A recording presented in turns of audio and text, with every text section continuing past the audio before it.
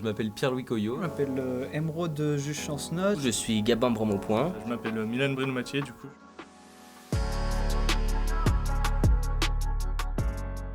Donc, La Branche Fantôme, c'est une histoire qui se déroule dans un monde alternatif, c'est une uchronie. Elle parle d'une organisation qui a un monopole sur un grand nombre de marchés dans le monde. Cette entreprise, c'est l'ISPC et on va suivre du coup 3 personnages qui travaillent dans une branche secrète Qui s'occupe de la gestion des affaires confidentielles. qui est chargée de cacher du coup tous les crimes et les scandales de l'entreprise.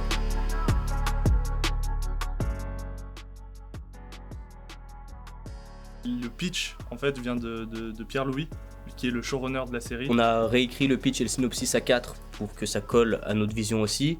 Et derrière, on s'est partagé du coup en 4 épisodes. On a écrit chacun notre épisode qu'on a remis en commun pour que tout colle. Il faut faire super attention à ce que les choses soient cohérentes et que la série ait une continuité qui fonctionne. On était tous dans la même énergie, on n'avait pas tous la même manière d'écrire les choses, mais on a réussi à tout mettre en commun. On fait depuis le tout début d'année scolaire, en tout cas depuis septembre, qu'on travaille dessus. C'est beaucoup de communication, c'est une mise en commun constante et c'était un travail assez intéressant.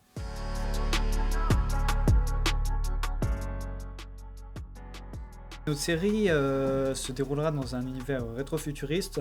C'est-à-dire avec une déco pour ce qui est des intérieurs très années 70s. L'idée, c'est un peu de vivre aujourd'hui dans le monde qu'on imaginait il y a 40 ans. L'univers rétrofuturiste, c'est vachement intéressant quand on est en études de cinéma. Qu'on a l'occasion aujourd'hui de mener à bien, qu'on n'aura peut-être plus l'occasion de faire plus tard quand on sera dans un vrai monde professionnel, quoi. Permet aussi aux spectateurs de comprendre qu'en fait on est dans un univers un peu alternatif entre guillemets au nôtre. On cherche à faire le maximum de qualité possible et c'est aussi pour ça que c'est intéressant d'avoir choisi ce monde rétrofuturiste parce que ça nous rajoute une difficulté en plus.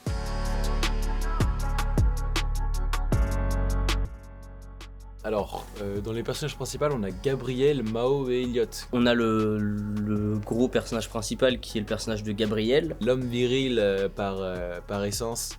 Celui qui va prendre les décisions, qui va s'imposer en fait, en tout cas comme le chef. Mao, c'est la fille ultra organisée, ultra concentrée dans son taf, qui n'aime pas trop les blabla, les machins. Qui va s'occuper vraiment administrativement des problèmes. Qui du jour au lendemain, après s'être rendu compte de la gravité du travail qu'elle fait, va décider de devenir lanceuse d'alerte. Et Elliot qui va être un peu l'électron libre du trio, c'est-à-dire qu'il va être là pour aider sur toutes les tâches, mais en apportant sa touche d'humour dans la boîte.